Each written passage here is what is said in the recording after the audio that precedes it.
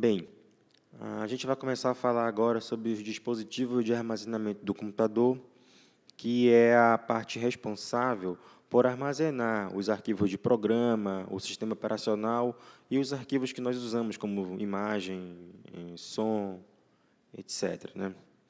Eu tenho aqui como exemplo dois pentes de memória RAM, e que cada um é de 512 megas, e um HD interno de 80 gigabytes.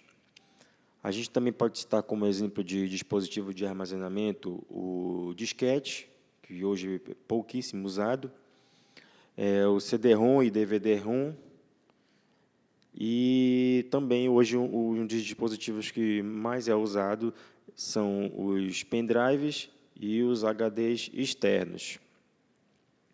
Bem, os dispositivos de armazenamento eles são divididos em duas partes, em a memória chamada principal e a memória chamada secundária.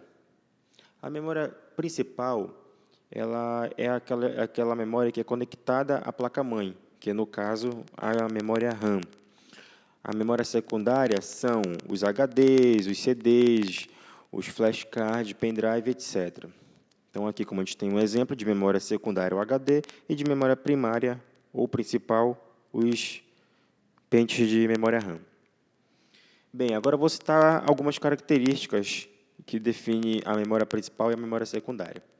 A memória principal, ela somente é ativa quando o computador está ligado, ou seja, ela é uma memória volátil. Ou seja, quando você desliga o computador, a memória principal ela perde as informações que estavam salvas nela. Já a memória secundária não, é aquela memória que armazena os arquivos permanentemente. Por mais que você desative ela ou desligue o computador, a informação vai continuar sendo salva lá. Outra diferença entre elas é com relação à função. Bem, a função da memória principal é armazenar programas que estão sendo executados. Por exemplo, um arquivo no Word, uma música que você está ouvindo. Esses arquivos estão temporariamente na memória principal para ser usado de forma mais rápida. E já a memória secundária não. A memória secundária ela foi feita para armazenar os dados de programas mesmo, né, os arquivos de programa, o sistema operacional de maneira permanente. Outra diferença entre elas duas são a velocidade. A velocidade da memória principal é bem mais rápida do que a memória secundária, já que a troca de informações entre a memória principal e o processador tem que ser muito rápido, essa troca de informações, coisa que, se fosse usada a memória secundária, já ficaria prejudicada essa troca de informações. Outra característica fundamental entre os dois tipos de memória é com relação ao preço, né? Enquanto a gente pode comprar uma memória de 512 megas, uma memória principal de 512, por exemplo, a gente pode comprar em torno de R$300, com esse mesmo valor, a gente consegue comprar uma memória secundária, que é, no caso, um HD externo, por exemplo, de mais de 500 GB.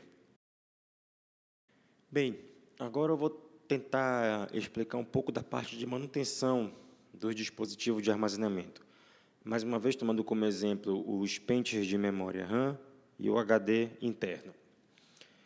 Primeiro de tudo, a gente tem que tomar muito cuidado no manuseio desses componentes, que eles são muito delicados, né? Não só com a memória, mas sim com qualquer outro componente que tiver no computador. Bem, o pente ele vai estar conectado na placa-mãe, né? Você vai retirá-lo. Logo mais nós vamos mostrar como é feito esse manuseio do pente na placa-mãe. E, a princípio, o que você deve fazer com relação à limpeza ou manutenção? Manutenção, no caso, seria a limpeza, né, do componente. A gente usa como recurso uma borracha simples, borracha escolar, onde a gente vai estar limpando esse contato dourado aqui do pente de memória que vai ser acoplado à placa-mãe.